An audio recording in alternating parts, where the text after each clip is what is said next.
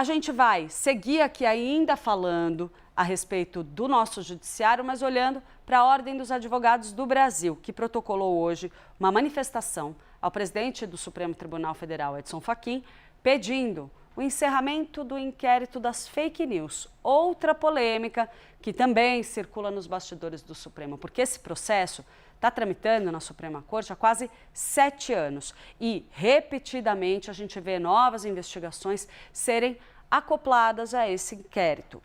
Vou trazer de volta Matheus Teixeira para contar para a gente, então, que as críticas vêm aumentando depois de algumas decisões recentes do ministro Alexandre de Moraes, inclusive aquelas que tratam de servidores da Receita Federal e do vazamento de dados dos magistrados da Corte. Bem-vindo de volta, Matheus.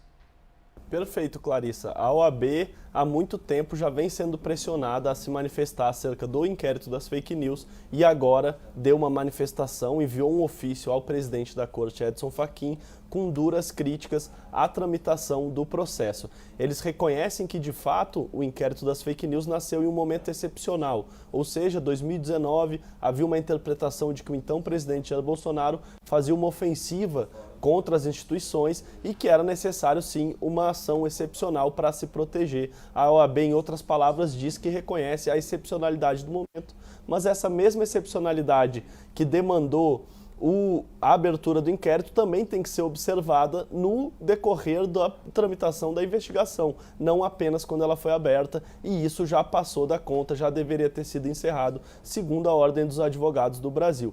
Vamos lembrar que a OAB é uma entidade que representa todos os advogados do país e tem um peso político muito forte. Por exemplo, foi a OAB que pediu o impeachment do então presidente Fernando Collor de Mello e deu um gás para aquele movimento contra o então presidente. A OAB também apresentou pedido de deposição da então presidente Dilma Rousseff e também deu um gás. Portanto, é mais uma manifestação contra o inquérito das fake news, de tantas que a gente já ouviu, mas agora vem da entidade mais importante de representação dos advogados, que é justamente quem atua no Supremo Tribunal Federal, e isso, portanto, tem um peso político significativo essa manifestação, porque depois de 7 anos, por que foi nesse momento que a OAB resolveu se pronunciar? E não foi só a OAB, também foi o colégio das seccionais, ou seja, todas as OABs estaduais também referendaram essa manifestação, em que eles dizem que, em relação ao crime, por exemplo, de quebra de sigilo ilegal dos ministros, eles reconhecem, de fato é grave e tem que ser investigado, mas chamam a atenção de que tem que ser investigado conforme manda a Constituição.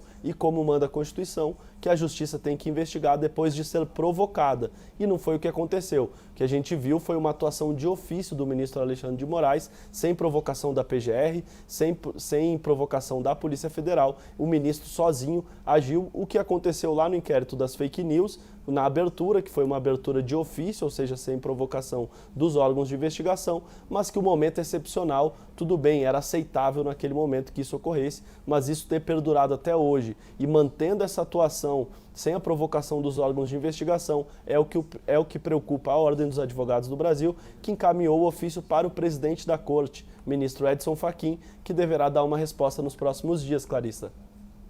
Muito obrigada por mais essa análise, então. Nosso analista Matheus Teixeira, falando lá de Brasília. Obrigada, bom trabalho para você por aí.